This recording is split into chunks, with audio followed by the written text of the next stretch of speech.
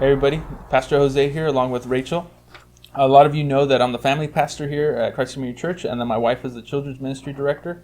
And this week we want to continue our conversation, our community conversation, with our special guest, and that is Deputy Lopez. He's here from the Imperial County Sheriff's Department, and he's going to help us talk about digital safety with kids, especially across the board from social media, the internet sites, and also mobile apps, and things to be careful when it comes to our children and the things that they interact with, devices. And so we're going to get some knowledge here firsthand from our deputy here, and we'd like to thank you for being here, first of all. Well, I'm very thankful for being here and giving me the opportunity to come in and share some information for you and for everybody out there in the community. Awesome. I'd like to ask you with our first question, can you give us a little bit more about your background and how you got involved into this area? Sure. So I grew up here in this community in El Centro, in the Pearl Valley.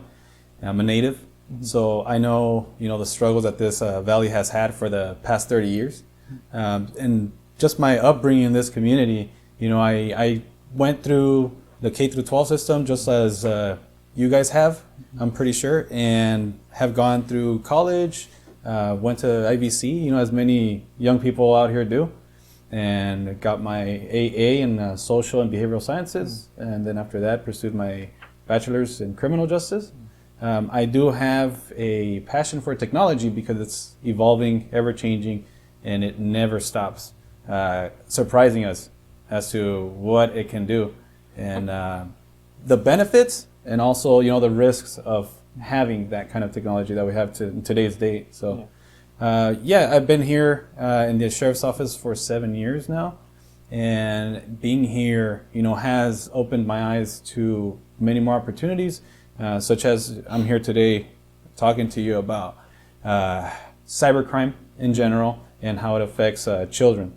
Go ahead and ask me anything you want to ask me. It's a blessing to have a local guy here, so you kind of see the eyes of the community, what's going on, and so this is going to help us out a lot. So, okay, I'll ask you one of our first questions here.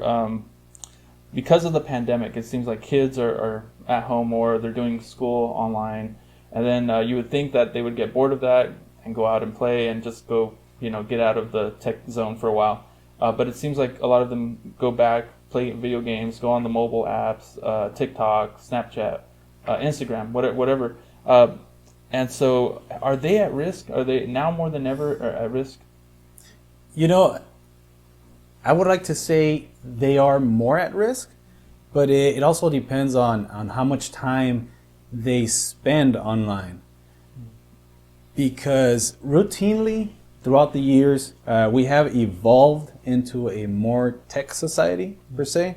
Whereas years ago, we used to be more open to activities outdoors. We used to be have more activities, peer-to-peer or group sessions of activities where kids would be able to interact with others face-to-face and in close contact, physically, and verbally. Where now COVID, it has really separated us from that actual activity in a split second. We went from being totally social to being distanced. So that has affected a lot, and we'll talk about it in a few minutes, how it's transgressed. So cyberbullying is another thing, right? So that comes up with kids using technology.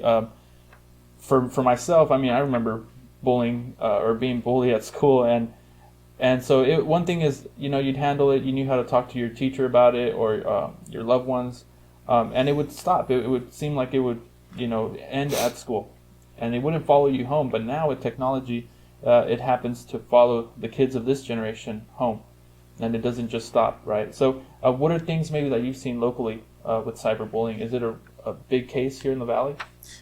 As the Valley goes, it does not only happen here, it's everywhere. Wherever there's internet and a computer, there's cyberbullying, and it takes many forms. It can be whether it's a picture, can be writing, it can be a video, which, videos are shared out there, and it can bring a person's behavior from being so positive to being very shy and embarrassed about going outside their house. So cyberbullying, it has really reshaped the way we think when it comes to having our children at home. And you're right.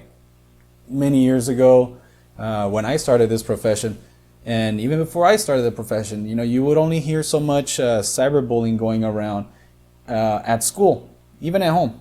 You would see more bullying physically at school or out at a community group by somebody, and it would be very easy to educate that person who we call bully, so-called bully, that we would see that behavior stop.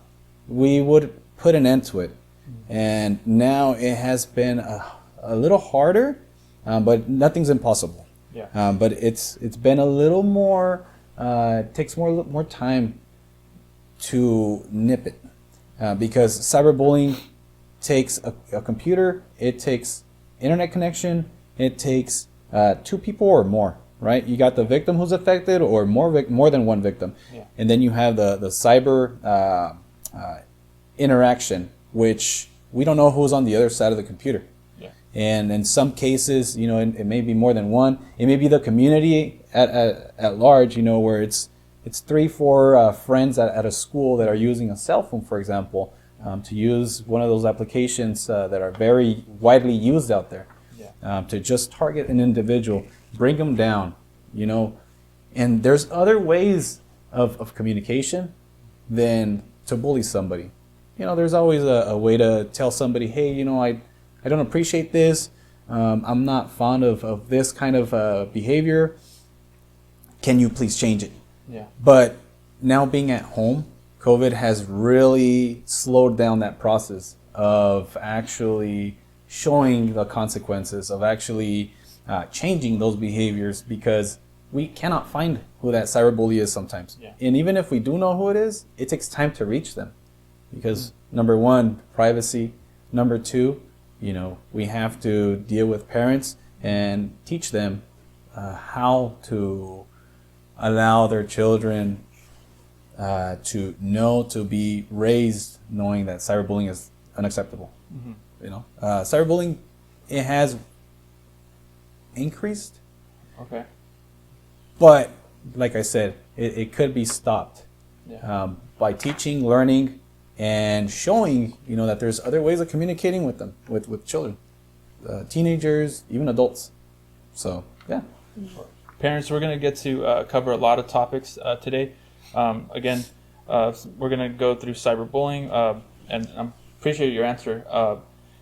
Maybe what else can we do, like as parents? We talked about early on, I think before we started this, about what are the signs with kids and being bullying. Do they tend, because when I was in school, right away you were told, guys, especially with the boys, you gotta respect one another.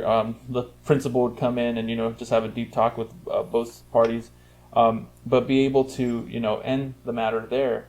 But parents now have a difficult time looking for the signs, so what are maybe some tips there? No, you're right. Many years ago, generations change, and they shift because of many reasons. One being technology, and now with this COVID era, it's a little bit different on how we approach situations. But back in the day, during school sessions, many children would get into some conflict, and when they would be in conflict and within their range of knowledge, they know who to contact for support. They know who to contact for help, for coping through a problem, for seeking just advice, whether it was from a peer, whether it was from a counselor, teacher, or a best friend. And it would come to the attention of somebody at some point. And then it would be reported to us, to the law enforcement. Now it's a little different because you don't have that unit where the information that they give reaches those steps to somebody that can help them. such as a counselor, such as the law enforcement, etc. Now it's hey, I have this problem. I don't know who to go to. I have this problem. Who is there for me?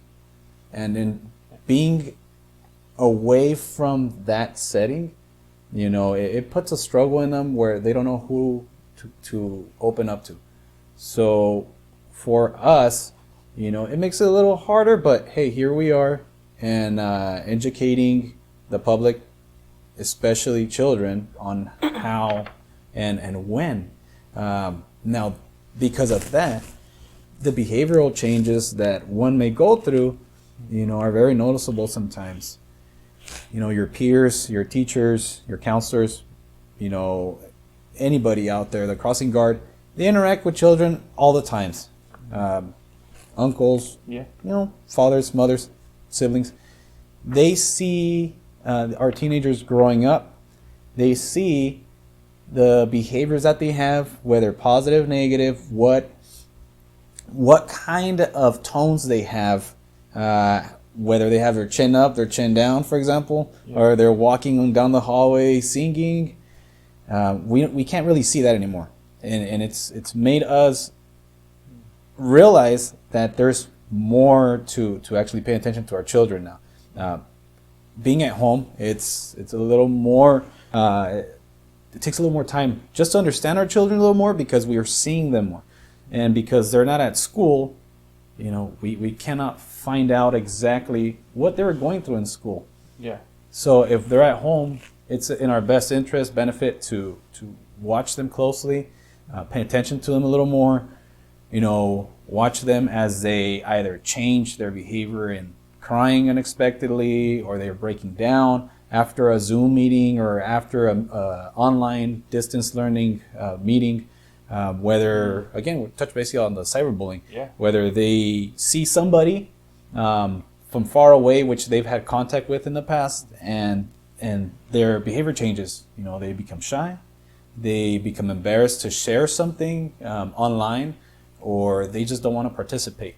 And in the end, we do want every single person out there in the education system to participate in distance learning. Now, again, we come through hurdles that behaviors, if we don't notice them, or if we don't pay attention to them, whether they're eating less, whether they're not taking care of themselves, it can present a problem later if we're not aware of that. Now, there's services for that, like behavioral health, there's counseling, therapy. And again, we have some very good therapists, counselors out there. If our families or your families or the community as a whole has a problem, there's always services for them. If you have a problem, share with somebody. It may not be your church or a youth group or a counselor from church.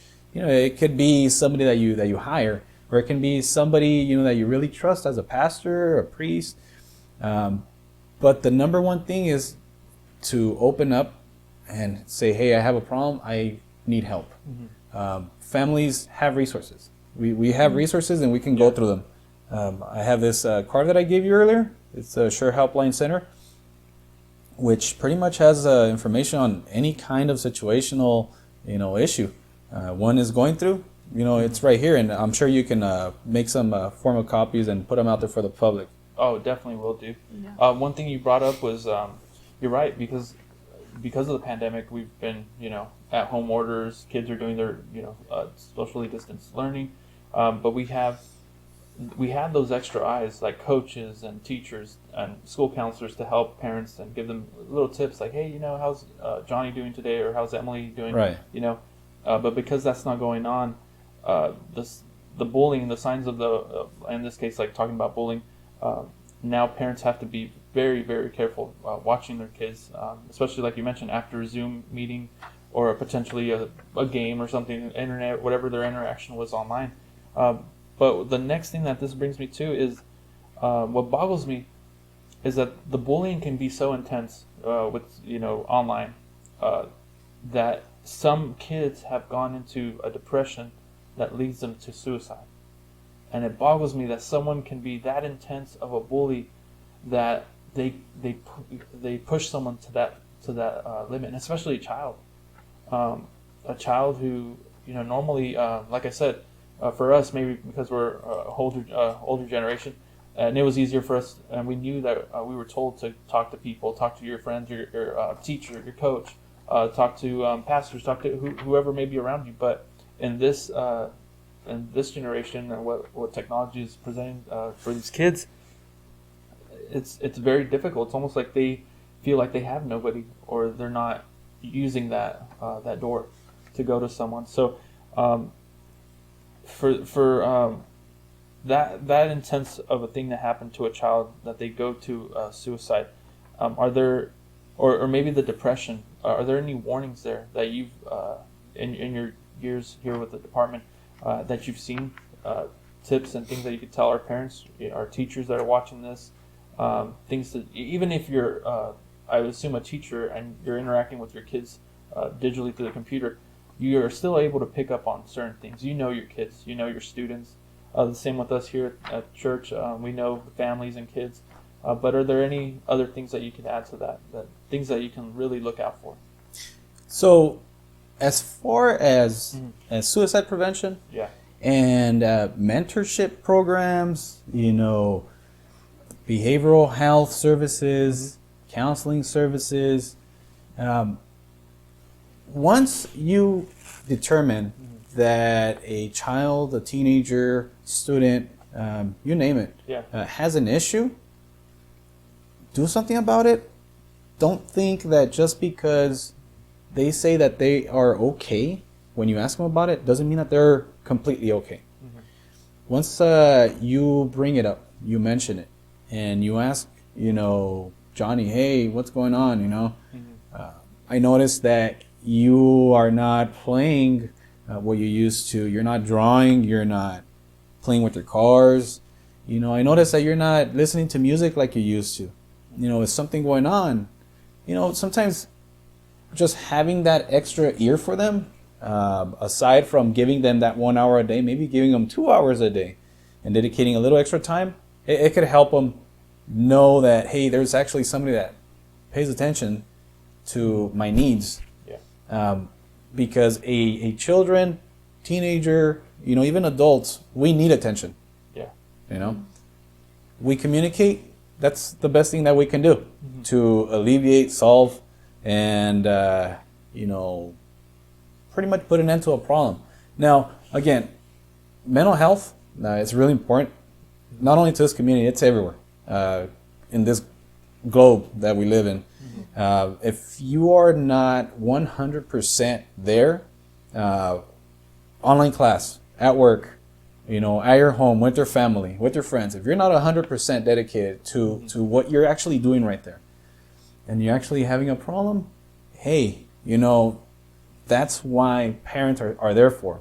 They are there to notice these symptoms, these signs, pay attention to them, distract this person who you feel is not all there,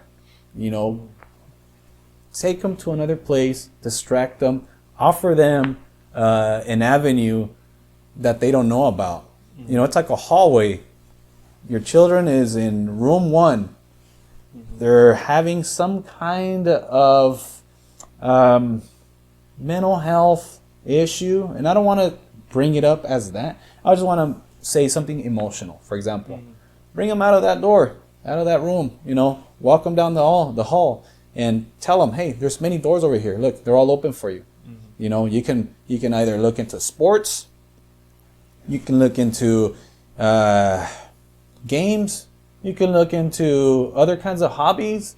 There's always groups out there like, the Boys and Girls Club. Even though we have such a distance learning in effect right now, there's groups out there. We just got to look for them. And counseling services, social services in general. There's great people out there who know more than I do. I only know so much, but there's only, a few things that I can do, that I'm sure you know more of.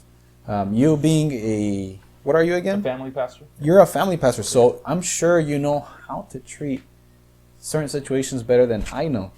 And you know, sometimes it just depends on what kind of activities the youth needs or what they're into.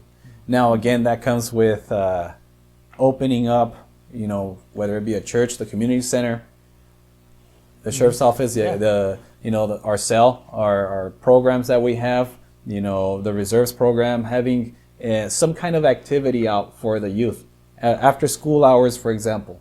You know, even during this pandemic, you know, touching bases with them and being there for them. That's the best thing that we can do for them. You mentioned, you're right, being there for them, but also being intentional, right, as parents. So it doesn't help. I think I've seen this sometimes when I'm at the store.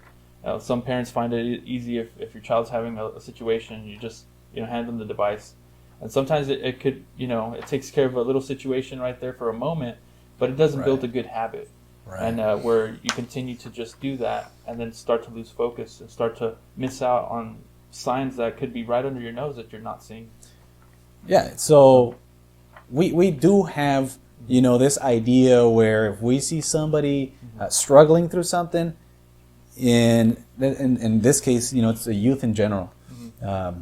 Anybody under 18 that's going through the K through 12, and technology is a big contributor. Where if we feel that we need to take care of our own problems right there and then, and we don't have time to give them, the children, or just anybody in general that's part of our youth, and we want to give them a device, that gives them a world that they don't know about.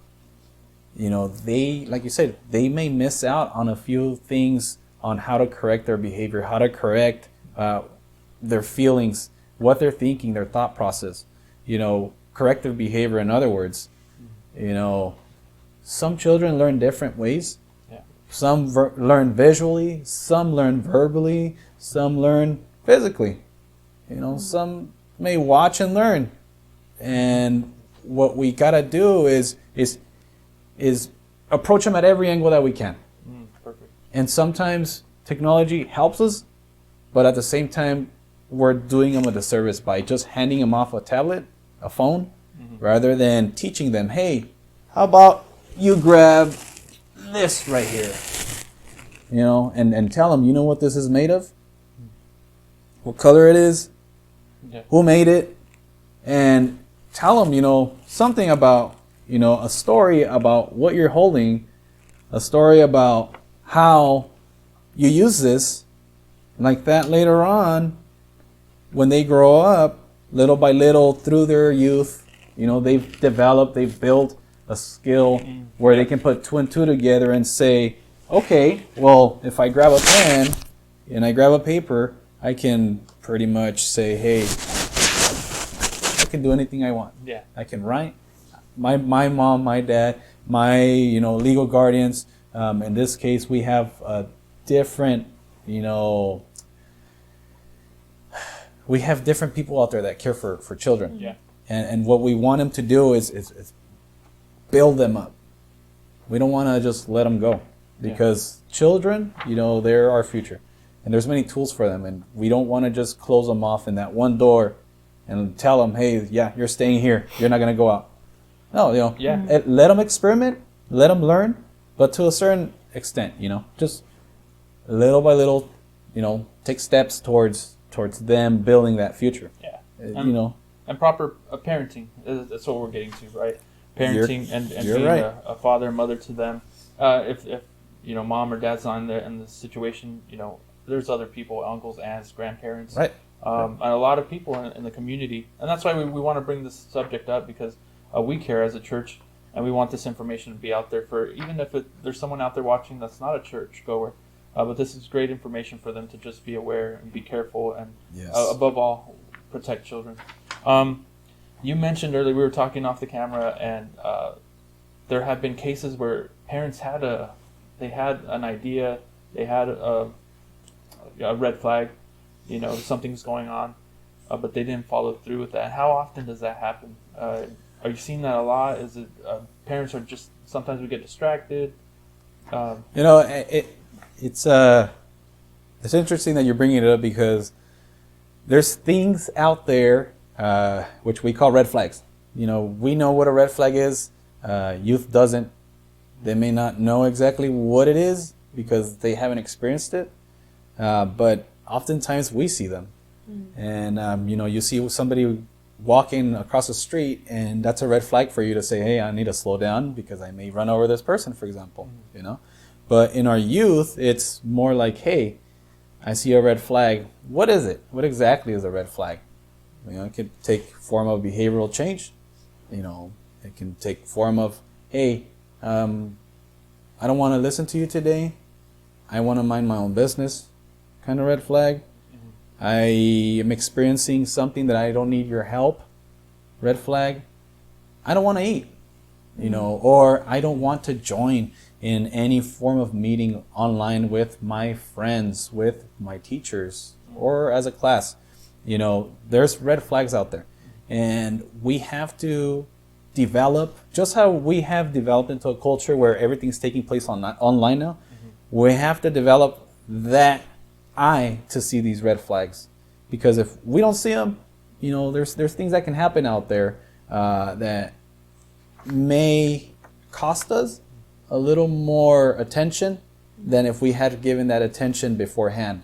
Well, we could have stopped it completely. And you mentioned one of those, you know, it can be, you know, participation, you know, it can lead to some form of abuse, whether it's cyberbullying, whether it's verbal abuse from somebody, whether it's some form of issue that'll develop into wanting to cause self-harm. So there's many things that can develop by not catching a red flag.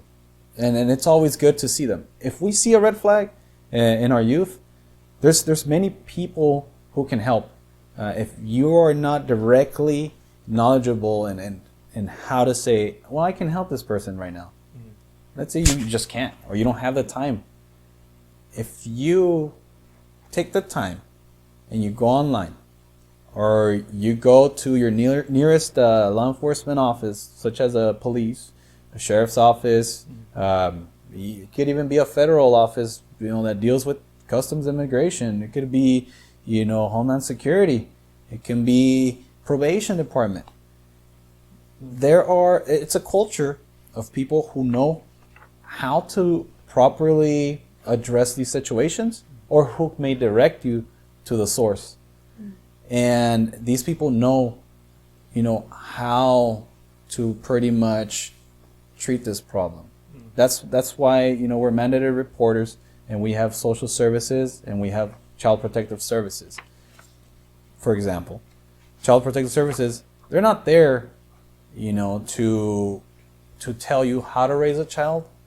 They're there, you know, to catch red flags, to verify how a family is doing, and give them advice on how to improve their living situation. Right? They're not there to cause harm. And so as we're not there to cause harm to any families. We're out here to improve the quality of life. And if we don't catch red flags, you know, or families don't open up and tell us about these red flags, you know, it's going to be harder for everybody to know how to deal with these situations. So we've been talking about bullying a lot and about the red flags that come with that. But what would you say are red flags for when a child is, like, when a predator is out there and he's targeting your child? What, like, I'm a mom, but what signs could I look out for? Like, is this child online all the time? They get mad, you know, if they can't go online. Right. Like, what are some flags for predators that are out there that are targeting my child? So the internet is very has a very wide range of opportunity. Whether it's an opportunity for somebody to succeed in life, it could also be an opportunity for somebody who has interest in children to also succeed towards moving closer towards children. It can be used as a tool to communicate. See, the internet, it's something that has a benefit, but also, has some risks. Yeah. If we don't manage it correctly. Yeah. For example, you're telling me that you have children. Yes. And you would not want a predator, sexual predator, or just somebody that's wants to advance towards children, to come close to them. We don't want that. Now, before COVID started, the method of how this would occur, it was more in person.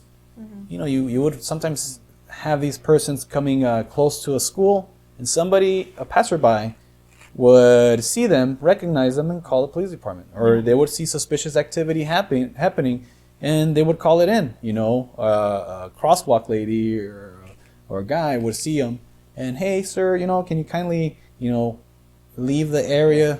You are not welcome here, or something, etc. Right? Now, all of that, it's really harder for us now to determine where and at what time our children may be speaking to one of these persons, right? So, like you were bringing up that children spend time on the internet, that can also be a red flag. How much time they are online versus how much time they're actually out with the family, right? So schedules are a big one right here. So setting a schedule up, monitoring what they're actually doing, setting parental rights on the computer devices, phones, tablets, etc. Filters, such as going into their laptops, into devices. There's always abilities to see what they're doing. There's always abilities, to track our children. If we share, cell phones with them. If you hand off a cell phone to somebody that's a minor, it's always good to know what they're up to, right? So developing that schedule, that trust, whether they're mature to be operating these devices, whether they know the dangers of using them, and teaching them little by little. Look, there's good people out there, and there's people who, may want to hurt you. Now, it's very important that we recognize that the youth, using more computers now than ever, they're very vulnerable, and that's what, in other words, what you're bringing up about sexual predators. That's where they take advantage of the vulnerability of actually being behind a screen and not in person, and that comes with some kind of experience. Oftentimes, they'll develop some kind of way of grooming the children to later on meeting them in person, which has happened. So it's very important to know, how these devices work before we even hand them off to somebody. How the applications work, how your social media sites work, and what their capabilities are, and what their privacy capabilities are. Whether you can hide your name, you can hide your picture. How to be a little more controlling of your environment, rather than somebody else controlling your environment, right? So you brought that up with the social the distance learning. Now all kinds of ages are online a lot more than they used to be, even elementary school kids. And I'm wondering, has there been a shift that maybe you have seen in the statistics of who's being targeted and through which certain apps or programs or stuff like that? Yeah, so as of our pandemic, from the beginning, we have had some very successful applications out there, mobile apps, for example. And I don't want to bring up any names because I do not want to say, one's worse than the other. That's not the case. It just depends on how knowledgeable a parent is when giving permission to a child to use that application, right? It's always good to check them, every, 10 minutes, 15 minutes, 30 minutes, something reasonable. That way the youth doesn't feel infringed or saying, hey, you're taking on me a little too much, what's going on? No, it's setting a standard there where, hey, I want you to be safe. You know the risks out there. I already told them what can happen, and just step by step, if Yeah. they're 5 years old, you're going to treat a 5-year-old differently from a 10-year-old.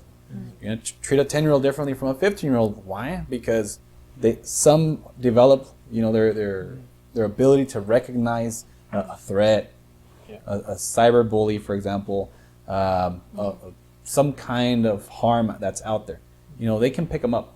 There's some other children that don't know yet what's good and what's bad, right? Mm-hmm. So that's why it's very important for us to teach them that there are some social media sites out there that certain people will look for, and they'll develop, a profile to engage in a conversation with the youth, with children, because they know that they are there. If they know that they're there, they're going to be there. They know that they're not in school right now. They know that they're not going out to the stores that much because of COVID-19. Parents want to protect their children, so they leave them more at home. But that's where they're more vulnerable, because if they are not equipped with that knowledge to say, hey, this is what can happen. These are the sites that I cannot spend too much time on, or that I cannot put all my information of what I do. They may become victims later on of a crime, which, in California and the United States, there's not only here, there's books of law that every single country has.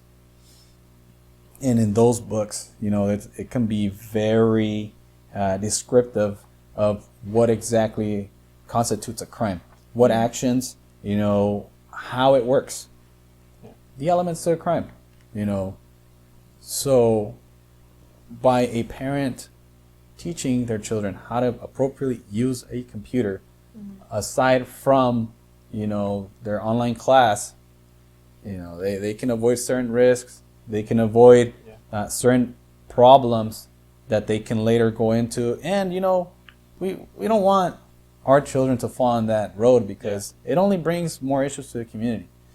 And that one person that becomes vulnerable may not be the only person. Those online predators, they can be anywhere. They may not even be in this community. They may be in another state. It can be in another country. But you know what? Sometimes they're willing to travel. And we don't want that, right? We want our children to be knowledgeable on how to handle these situations. And you know what? Let me touch bases really quick on reporting. If a parent sees something that's suspicious online, if a parent sees a communication between one of their children, even a friend of theirs, that they may be engaging in with somebody that's totally stranger to them, or that sounds like they shouldn't be having a conversation with, the first thing that they should do is, number one, make a note of it, whether it's written or mental. Contact the appropriate law enforcement agency in their area, such as All Central Police, whether it's Brawley Police Department, Imperial, Westmoreland, the Sheriff's Office. Contact them, wherever they are living, because the first thing that we want to do is go and see what is taking place.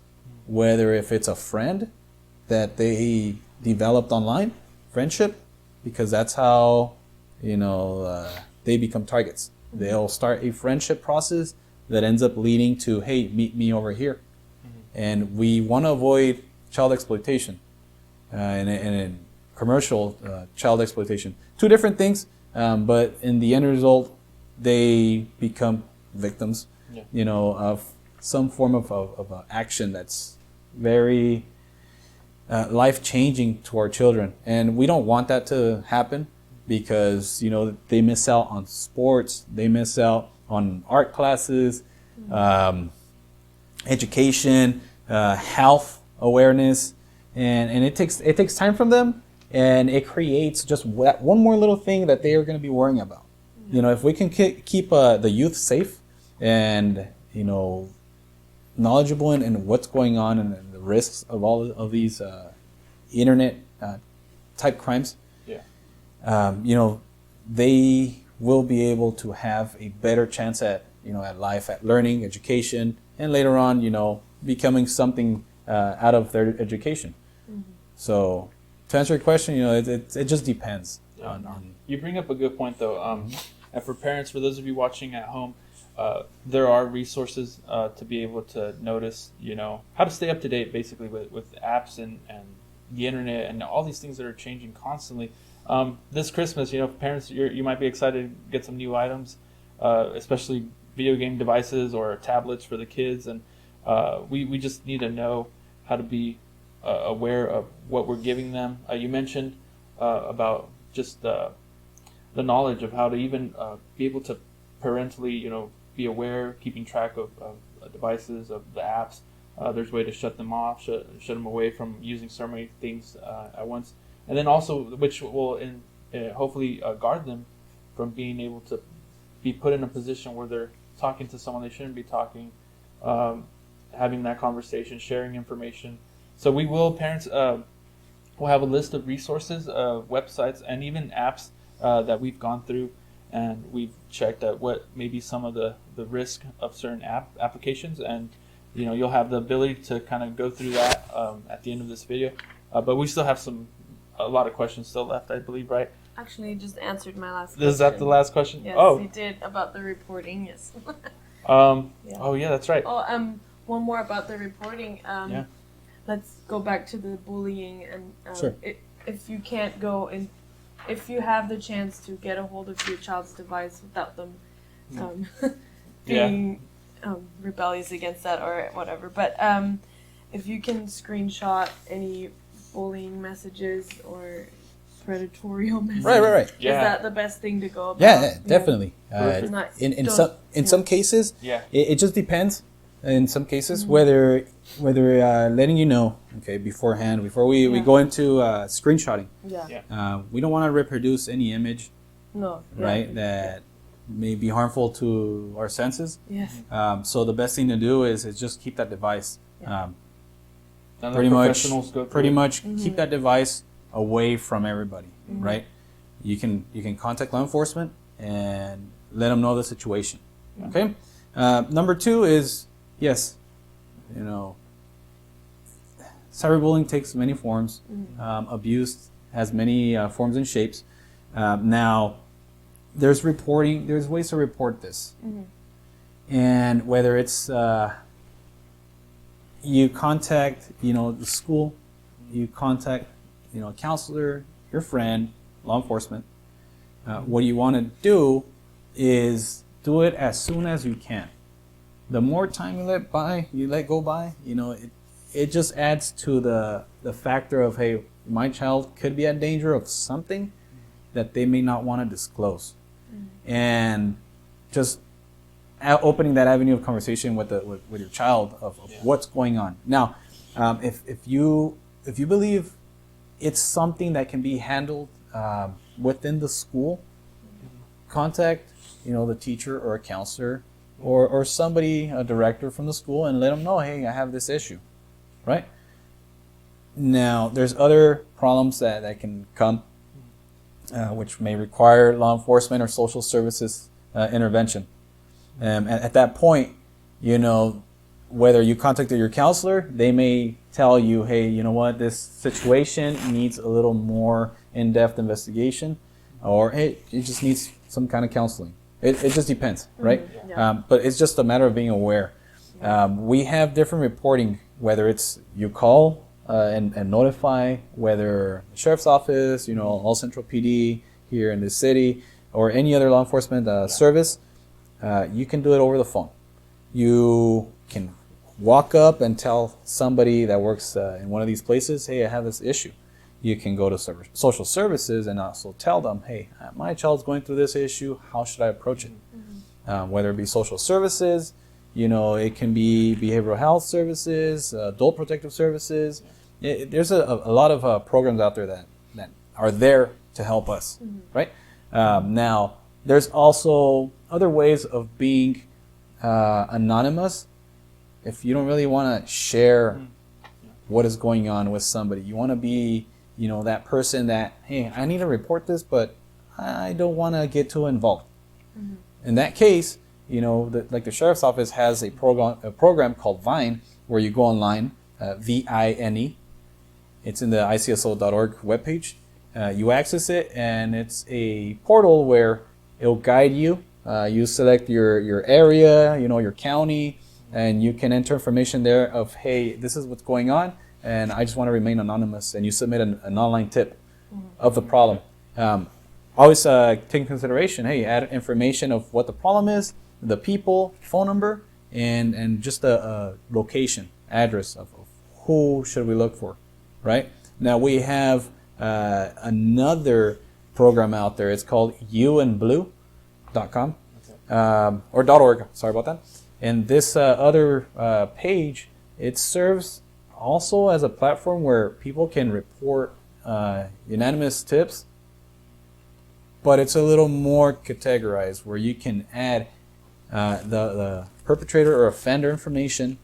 You can add victim information, location, what you believe is going on, and actually you could enter your information there as well. But actually, this one, You and Blue, will reach out to you later on once an investigator or somebody from that department access it. Mm-hmm. They'll let you know the status of, hey, did they check this tip already, or have they not? Mm-hmm. They can check it out and see, if there's any online reporting going on. Now, besides that, you have your other traditional ways, which you can seek help outside the home with friends. So it's just a matter of getting that information out there, so we can help families, we can help the community. Thank you. Yeah. Well, I want to thank you for your time. You really helped us out. I think we covered a lot of subjects and things that are going to be helpful for the community. Like I said, this is not just for our church, but for parents in general. And if you're not a parent, legal guardian, grandparents, everyone out there, that cares about children and has a child they care about. So we're going to definitely put a lot of the information you gave us. We'll drop it below the video. But thank you again for coming out here. And Deputy Lopez, we definitely are grateful for your time. All right, not a problem. Always here to help. Awesome. So parents, thank you. Like we said, you're going to have some resources here available after this video. And if you'd like, please check with our part 1, where we had even parents guiding us and just talking about, again, how we are careful with kids with their devices, make sure we monitor them. And Melissa Alvarado did a great job at disclosing how she goes about, cutting time from her kids, from their activities online, for them to request extra time, just being able to monitor and just be parents like we all should, right? So we hope this has blessed you, and we look forward to be back here, Rachel, with some more family tips, some more family information. And thank you again, Imperial County Sheriff's Office, for lending us your guy here. Did a great job. So God bless you guys. Take care.